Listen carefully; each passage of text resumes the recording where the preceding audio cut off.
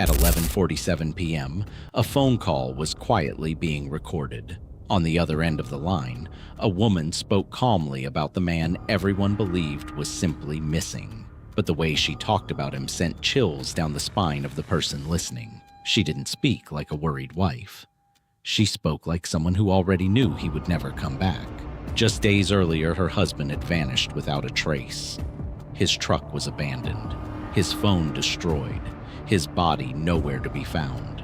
But what investigators would soon discover was far more disturbing than a disappearance. Behind the walls of their quiet home was a secret affair, a carefully planned cover-up, and a confession so cold it would shock even seasoned detectives. Because the man everyone was searching for had already been murdered, and the person responsible had been living in the house the entire time.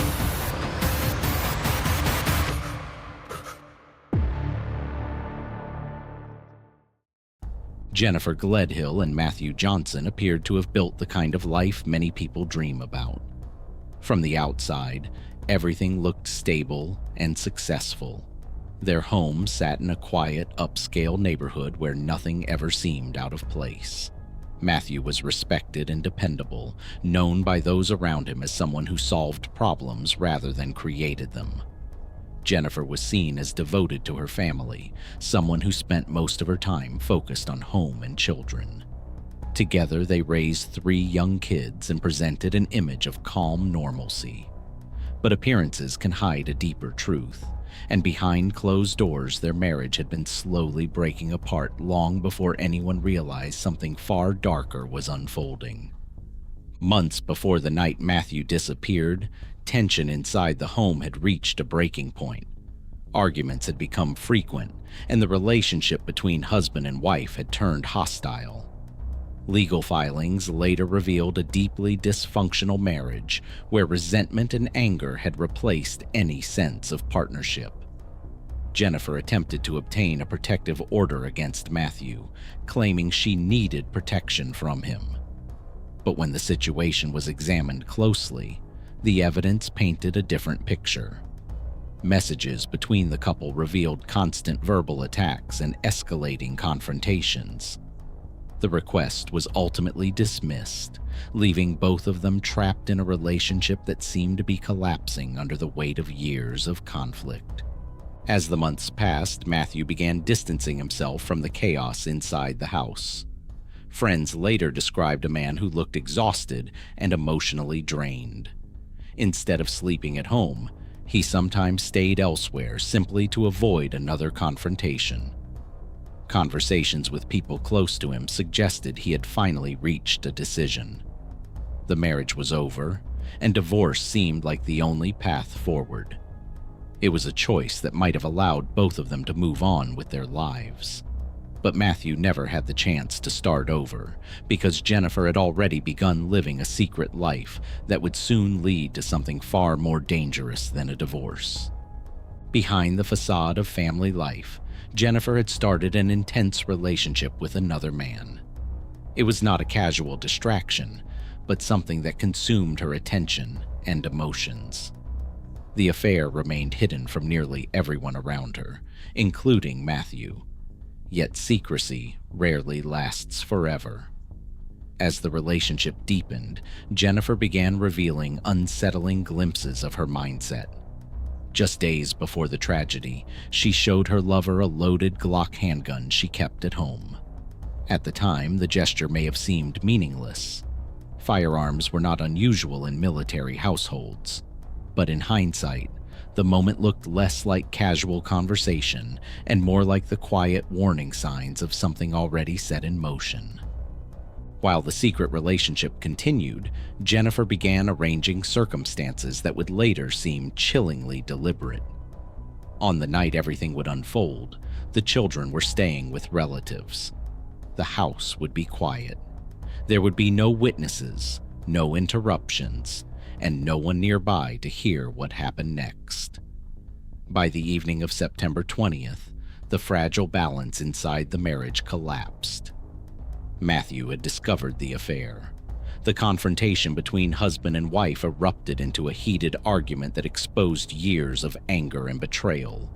Voices were raised, accusations were thrown, and the truth about Jennifer's double life finally surfaced. Hours later, the house had fallen silent again. In the early morning darkness, Matthew lay asleep, unaware that the argument had not truly ended. Jennifer picked up a 9mm handgun and walked into the bedroom. In a moment that would permanently shatter multiple families, she fired a single shot into her husband's head while he slept. The act was swift, irreversible, and terrifyingly calculated. In that instant, the future Matthew had been planning disappeared completely. What followed next revealed just how far Jennifer was willing to go to erase what she had done. Instead of calling for help, Jennifer began removing the evidence of the life she had just taken.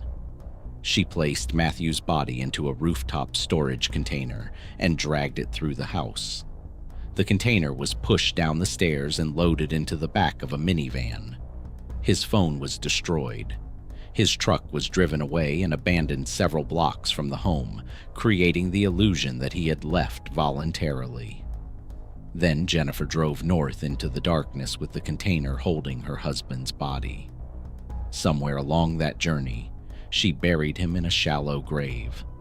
The location has never been publicly confirmed, leaving investigators searching across miles of remote land. When she returned home, the next phase of the plan began. The bedroom where Matthew had died was cleaned with almost obsessive determination. Bleach soaked into surfaces, carpets were scrubbed, and stains were attacked with cleaning chemicals. Walls, blinds, and furniture were wiped down in an effort to erase any trace of violence. The mattress where the shooting occurred was replaced with a new one ordered only days later. Every step suggested a person trying to rewrite the physical evidence of what had happened inside that room. But the most dangerous mistake Jennifer made was not the cleanup.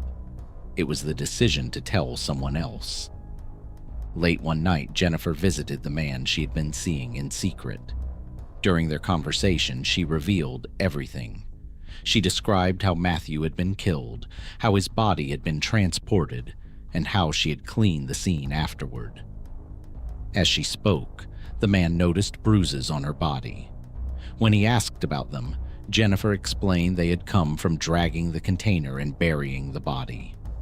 The confession was delivered with a strange calmness that deeply disturbed him. The woman he thought he knew was now describing murder as if it were simply a problem she had already solved. Shaken by what he had heard, the man decided to document their next conversation. During a recorded call, he confronted Jennifer about her story. Instead of denying anything, she made a statement that would later echo through courtrooms and news reports. She said that the man she killed was no longer really a person. In her mind, he had stopped being Matthew. The cold detachment in her voice was unmistakable. She even suggested that if someone deserved death, she would not fear the same fate herself. Those words would later become some of the most chilling evidence investigators had ever heard. Days later, Jennifer finally contacted police and reported Matthew missing. She claimed he had left voluntarily and told her not to contact him for a week. But by that time, her lover had already begun collecting evidence. Text messages were saved. Phone calls were recorded. When authorities received the information, they quickly began examining the home Jennifer had worked so hard to clean. What they found told a very different story. Hidden beneath the bed was a large blood stain in the carpet. Additional traces appeared on nearby surfaces despite the heavy use of bleach. The new mattress raised even more suspicion, especially after records showed it had been ordered just days after Matthew disappeared. Digital evidence soon filled in the rest of the timeline. Phone data revealed Jennifer's movements on the morning after the killing, including the trip to the location where Matthew's truck had been abandoned and the longer drive north toward rural areas. Each piece of information reinforced the same conclusion. On October 2nd, investigators arrested Jennifer Gledhill on charges of first-degree murder and obstruction of justice. But the tragedy surrounding the case did not end there. The search for Matthew's body continues across vast areas of northern Utah, with volunteers, investigators, and former military friends still hoping to bring him home. Meanwhile, the 3 children at the center of this story now face a future shaped by a devastating reality.